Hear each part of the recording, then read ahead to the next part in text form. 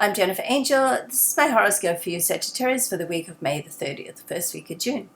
Now, right opposite you in your area of relationships, the solar seventh house, we've got the Sun and Venus. Lovely to have Venus there. It's one of the times where love really just comes a little closer to you. I hope so, because I've got a Sagittarian rising. But there are a number of squares coming off the Sun and the Venus. So first of all, they're both going to square Jupiter. Jupiter sits in your career zone.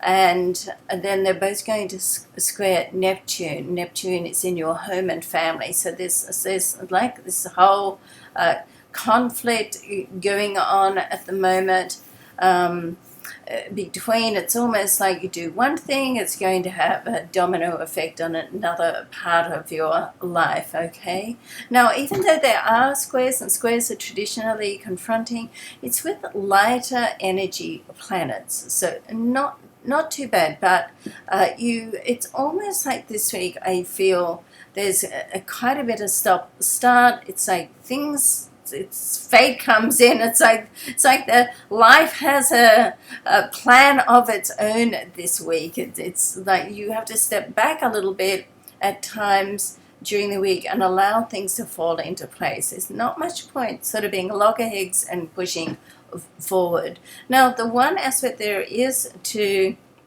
watch, keep your mind on, is Saturn in your sign is in an opposition to the Sun. Now, this can bring up like any past issues. I mean, Saturn really is the very authoritative energy.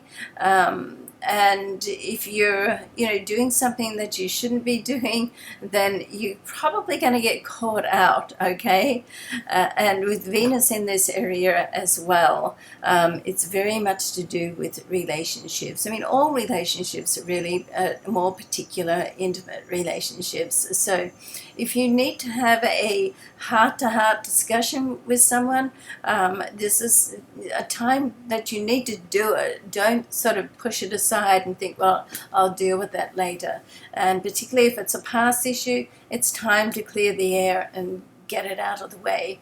Now, with money and business, there's a conversation that can take place in that area of your life as well. We have a very nice trine between Mercury, communication planet, and Pluto. So things can go ahead on a career level for you this week. But as I said, it's almost like you've got to wait for other people perhaps to do their thing. Life can be largely about timing, and I feel that this week is largely about timing. There's also on the 2nd a grand trine between the moon. It's a very, very short window because the moon moves through quickly. So it's the moon, Pluto, and Jupiter. So there's like an opportunity here. It's like a small window of opportunity where something can come together with business, and which can be financially viable. Okay, so we like that. And as I said, that's on the 2nd towards the end of the week. So what goes down, or what looks like going down at the start of the week, can really sort of change around. So don't get too concerned about the way things are, because by the end of the week, they're quite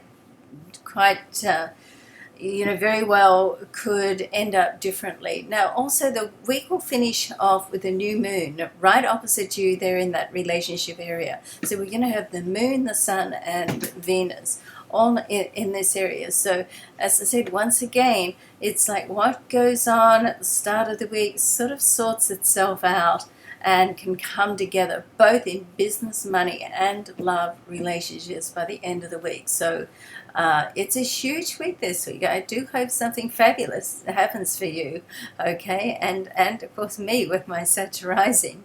All right, so love and luck. Let me know how it goes, and I hope it works out really very well. Bye for now.